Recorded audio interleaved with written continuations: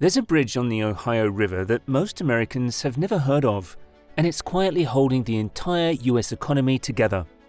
Every auto part heading from Detroit to the south, every food shipment moving between the Midwest and Florida, every package in your recent online order, there's a good chance it crossed this one aging structure. We're talking about $2 billion worth of goods every single day. The Brent Spence Bridge was built in 1963 for a completely different America. Today, engineers are racing to fix it by building an entirely new bridge right next to it while the traffic never stops moving underneath. Look, we have to understand that this is not just a Cincinnati traffic problem. It's actually a massive weak spot in the entire American economy. If you look at a map, this bridge sits exactly where two of the country's biggest interstates collide, the I-71 and I-75. Engineers call this the manufacturing spine of the United States because it's the main pipe connecting the industrial Midwest to the booming Southeast. When you force double the amount of traffic into a space that wasn't designed for it, that logistics heart starts to skip a beat. This isn't just about people being 10 minutes late for dinner, it's a national choke point. Think about it. When Brent Spence stalls, it triggers a ripple effect that hits every grocery store shelf and factory floor from Michigan all the way down to Florida.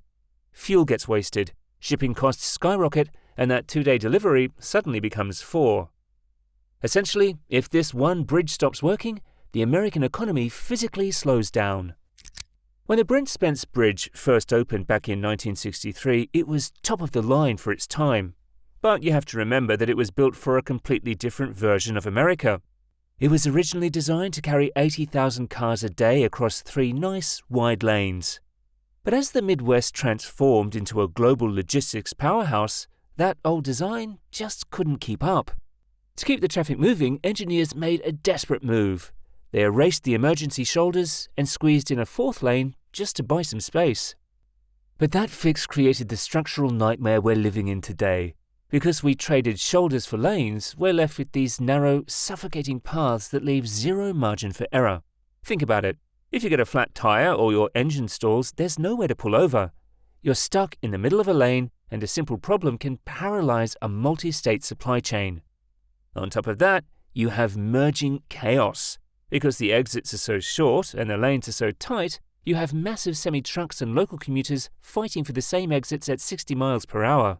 It's easily one of the most accident-prone stretches of road in the country. For decades, we've just been applying Band-Aids to a structural wound. But the reality is, a 60-year-old design simply wasn't built to carry the weight of a modern superpower. This is where the Brent Spence Bridge Corridor project comes in. But you have to understand this isn't just a simple bridge repair. This is a massive $3.6 billion reconstruction of a 7.8-mile stretch of interstate. They're redesigning how the traffic flows here. The engineers realized that adding more lanes to the same old bottleneck wouldn't solve anything. Instead, they decided to rethink the entire system. One bridge for the people just crossing town, another for the freight trucks and long-distance drivers pushing through from Michigan to Florida. 2 bridges, 2 jobs, 0 overlap. The star of this plan is the new companion bridge, which will be built right next to the current one. They've gone with a cable-stayed design. It includes sleek, harp-like cables which not only look good, but also allows for a massive span that keeps the Ohio River clear for boats. This new bridge is going to be the workhorse for the long-distance through traffic on I-71 and I-75. By giving those massive freight trucks their own dedicated path, the pressure on the old system starts to disappear. But building the bridge is actually only half the battle. The real headache begins the moment all that traffic hits the land. Now, you might be wondering what actually happens to the original Brent Spence. A lot of people assume it's getting torn down, but it's not. It's getting a full structural rehabilitation and a new identity. The 4 cramped lanes that have caused so much chaos are being stripped back to 3, and for the first time since 1985, the emergency shoulders are coming back. That means if your car breaks down, there's finally somewhere to go. The old bridge isn't being retired. It's being reset to what it was always supposed to be, a safe, manageable crossing for the people who actually live and work in this corridor. But here's the thing. Impressive as a new bridge is, it's only half the story. The real mega build is happening on both sides of the river. From Dixie Highway in Kentucky all the way to the Western Hills Viaduct in Ohio, this entire 7.8-mile stretch is being completely rewritten. We're talking about a total redesign of interchanges, ramps, and lane layouts to finally bring them up to modern safety standards. The secret weapon making all of this work on the ground is something called collector distributor lanes. Think of them as a parallel road running alongside the main highway, a dedicated path that lets local drivers enter and exit the corridor without ever crossing in front of a 40-ton freight truck doing 65 miles per hour. It's what finally eliminates those terrifying last-second mergers that have caused crashes on this stretch for decades. Without them, the two-bridge system couldn't function. With them, the entire 7.8-mile corridor operates as one coherent machine. Of course, a plan this big isn't cheap, and that's exactly why it was stuck in political mud for decades. The biggest drama was always about the money, specifically tolls. For years, nobody could agree on whether to charge drivers to cross, and that stalemate killed every proposal that came across the desk. But then, the bipartisan infrastructure law happened.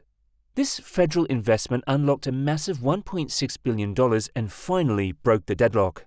Ohio and Kentucky agreed to split the rest of the bill, and in a huge win for the locals, they officially took tolls off the table.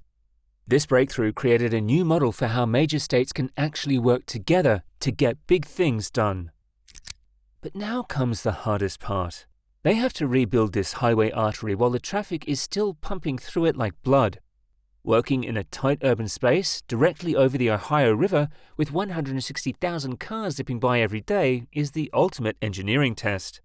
To pull it off, they've developed an incredibly complex sequence of temporary lanes and surgical demolitions so that the traffic never has to stop.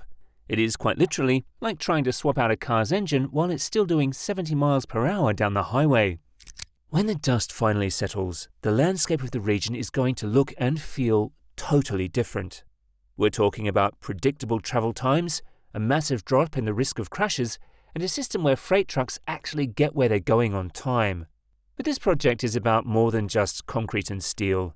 It's about a new connection between cities that will boost the local economy and improve the quality of life for everyone who lives there. The Brent Spence Bridge Corridor is the perfect example of what happens when we stop patching up the past and start building for the future. It's a reminder that the biggest failure in infrastructure isn't always a collapse. Sometimes it's just a bottleneck that stops an entire country in its tracks. So what do you think? Is this $3.6 billion fix the right move? Or is there another choke point out there that needs our attention more? Let us know your thoughts in the comments. Hit that like button if you enjoyed this mega project breakdown, and don't forget to subscribe to Mega Builds for more. Thank you for watching.